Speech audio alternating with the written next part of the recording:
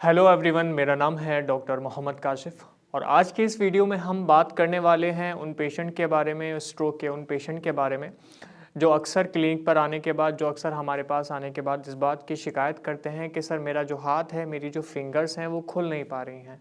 मैं अपनी फिंगर्स को कुछ इस तरह से सीधा नहीं कर पा रहा हूँ, तो मैं किस तरह की जो एक्सरसाइजेज है, किस तरह के मूवमेंट हैं वो मैं घर पे कर सकता हूँ कि मैं अपनी फिंगर्स को जो है पूरा खोल पाऊँ और अपने हाथ को, अपने फिंगर्स को जो है वो डेली एक्टिविटीज़ में यूज़ कर पाऊँ।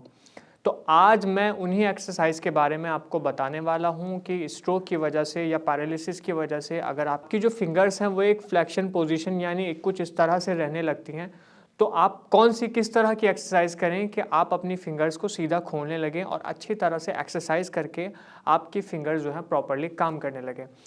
तो सबसे पहली जो एक्सरसाइज है व्यूअर, वो है हमारी finger extension. Finger extension exercise में आपको करना ये है कि आपको एक टेबल लेना है। उस टेबल के ऊपर अपना जो अफेक्टेड हैंड है, आपका जो प्रभावित हाथ है स्ट्रोक और पैरालिसिस की वजह से, उसको उस टेबल के ऊपर प्लेस कर देना है। उसके बाद में फिंगर एक्सटेंशन करने की कोशिश करनी है। अब फिंगर एक्सटेंशन करना किस तरह से है? कुछ पेशेंट हैं कि जिनका हाथ कुछ इस तरह से बिल्कुल होगा, तो वो कोशिश करें कि अपनी फिंगर्स को बिल्कुल सीधा खोल कर रखने की कोशिश करें। उसके बाद में जो है वो ऊपर की तरफ अपनी फिंगर्स को कुछ इस तरह से उठाने की कोशिश करें। 1 2 3 4। हो सकता है कि पेशेंट इस एक्सरसाइज में इस तरह से अपनी फिंगर्स को ऊपर की तरफ ना उठा सकें। जिन पेशेंट के बहुत ज़्यादा रिकवरी नहीं हुई है, लेकिन वो पेशेंट जिनके अच्छी खासी रिकवरी है और वो चाहते हैं कि उनकी जो फिंगर्स हैं उनमें और स्ट्रेंथनिंग आ जाए, तो वो इस तरह से जो है वो फिंगर एक्सटेंशन एक्सरसाइज कर सकते हैं। लेकिन जिन पेशेंट के जो है वो बिल्कुल भी मूवमेंट नहीं है या बहुत कम मूवमेंट है, तो वो कोशिश करें कि इस एक्सरसाइज का यानी फिंगर एक्सटेंशन के जो दूसरे ऑल्टरनेटिव्स हैं उनको वो इस्तेमाल करने की कोशिश करें, उस तरीके से वो एक्सरसाइज करने की कोशिश करें। अब दूसरा ऑल्टरनेटिव किस तरह से, ये मैं आपको बता देता हूँ। तो दूसरा जो ऑल्टरनेटिव है, आपको अपना हाथ कुछ इस तरह से प्लेस करना है। आप देखेंगे कि आपकी फिंगर जो है कुछ इस तरह से मुड़ी हुई होंगी, इस तरह से फ्लैक्शन पोजीशन में होंगी। तब आपको एक एक्सटेंशन पोजीशन में अपनी फिंगर्स को लेके जाने की कोशिश करनी है। तो आपको 1 2 3 4 और इसी तरह से काउंट करते हुए आप 10 से 12 काउंट करेंगे और 2 से 3 रिपीटेशन जो है लगातार आप फिंगर एक्सरसाइज का करने की कोशिश करेंगे। बहुत पेशेंट हैं जो बोलेंगे कि सर मुझसे इस तरह की एक्सरसाइज नहीं हो पा रही है, मेरे बिल्कुल मूवमेंट नहीं है। तो आप कोशिश करें, आप ये एक्सरसाइज अपने दूसरे हाथ की सपोर्ट से भी कर सकते हैं, या अगर आपका कोई फैमिली मेम्बर है जो आपको इस तरह की एक्सरसाइज करवा सकता है तो ये और अच्छा रहेगा। तो आप कोशिश करें कि मान लीजिए ये मेरा हाथ है, इस तरह की फिंगर्स मेरी बंद हैं, मैं एक स्ट्रोक का पेशेंट हूँ और पैरालिसिस की वजह से मेरा हाथ कुछ इस तरह की पोजीशन में है, तो मैं कोशिश करूँ कि अपनी फिंगर्स को इस तरह से खोलकर फ्लैक्शन एक्सटेंशन करवाने की कोशिश करूं।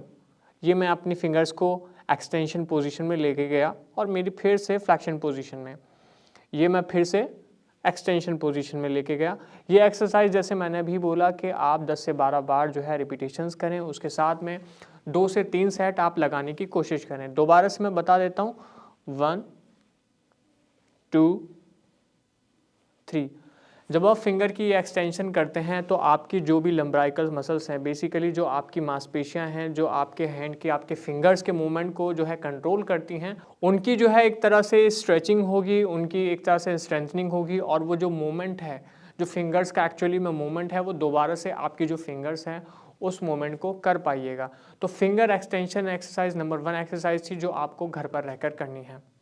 दूसरी जो एक्सरसाइज है व्यूअर, वो है finger spread. Finger spread exercise में आपको क्या करना है कि आपको टेबल के ऊपर अपना हाथ कुछ इस तरह से प्लेस करना है और हाथ प्लेस करने के साथ में आपको अपनी जो फिंगर्स है, मान लीजिए कि आपका हाथ इस पोजीशन में है, या कुछ पेशेंट है जिनके बहुत ज़्यादा रिकवरी हो चुकी है, उनका हाथ कुछ इस तरह से पोजीशन में रहने लगता है, तो वो अपनी फिंगर्स को जो है, आपका हाथ मान लीजिए कुछ इस तरह की पोजीशन में है और अपनी जो फिंगर्स है आपको उन्हें स्प्रीड करने की यानी फैलाने की कोशिश करनी है। तो 1 2 3 4, इसी तरह से आप काउंट करते चले जाएंगे 10 से 15 तक। ये आपको अपनी फिंगर्स को जो है एक तरह से फैलाना है। जब आप फैलाते हैं तो आप देखते हैं एक तरह से ये एबडक्शन और एडक्शन दोनों तरह की एक्सरसाइज है।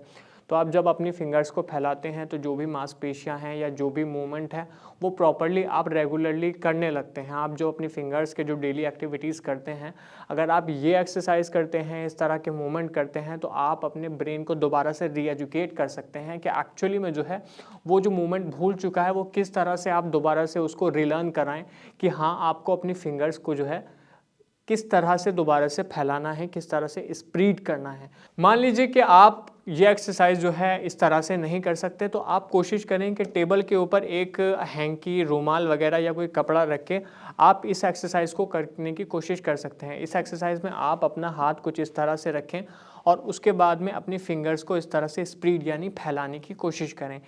ये एक्सरसाइज या ये मूवमेंट जो है आप इस तरह से भी टेबल के ऊपर अपना हाथ को प्लेस करके अपने हाथ को रखने के बाद जो है वो बड़ी आसानी के साथ कर सकते हैं। आप फिर से कोशिश करेंगे, आपकी फिंगर्स जो है मुड़ी हुई हैं तो आप कोशिश करेंगे अपनी फिंगर्स को प्रॉपर्ली खोल लें, अपने हाथ को सीधा रखें और फिर अपनी फिंगर को कुछ इस तरह से मूवमेंट करवाने की कोशिश करें। ये एक्सरसाइज में आपको अपने जो फिंगर्स हैं उन्हें इस तरह से फैलाने की कोशिश करें। जब आप ये करते हैं तो आपकी जो फिंगर्स हैं उनमें एक मूवमेंट आता है, क्योंकि एक्चुअली में आप जो है वो प्रैक्टिस करवा रहे हैं अपने ब्रेन को। तो आप जो अपनी डेली एक्टिविटीज़ हैं, जो आपकी रोज़मर्रा के काम हैं, उनको बहुत आसानी से कर पाइएगा। आप अपने हाथ को, अपनी फिंगर्स को जो है बहुत आसानी से इस्तेमाल कर पाइएगा।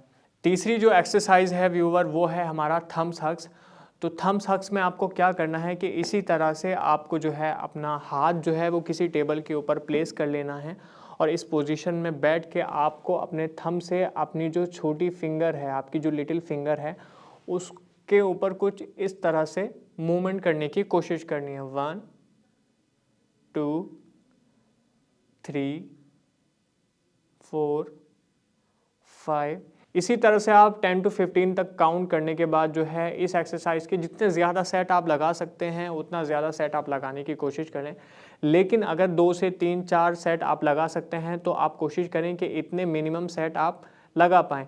ये फिंगर इस तरह से आपको थम्स जो है अपना अंगूठा जो है, थंब जो है, वो छोटी आपकी लिटिल फिंगर जो है कुछ इस तरह से मूव करवाना। हो सकता है कुछ पेशेंट कहने लगें कि सर हमारा फिंगर जो है वो इस तरह से हो सकता है कि कुछ पेशेंट कहने लगें कि सर मेरा थंब जो है वो इस तरह से मूव नहीं कर पा रहा है। तो आप कोशिश करें कि अपने दूसरे हाथ के सपोर्ट से, दूसरे हाथ के असिस्टेंस से जो है आप ये मूवमेंट करवाने की कोशिश करें। 1 2 3 4।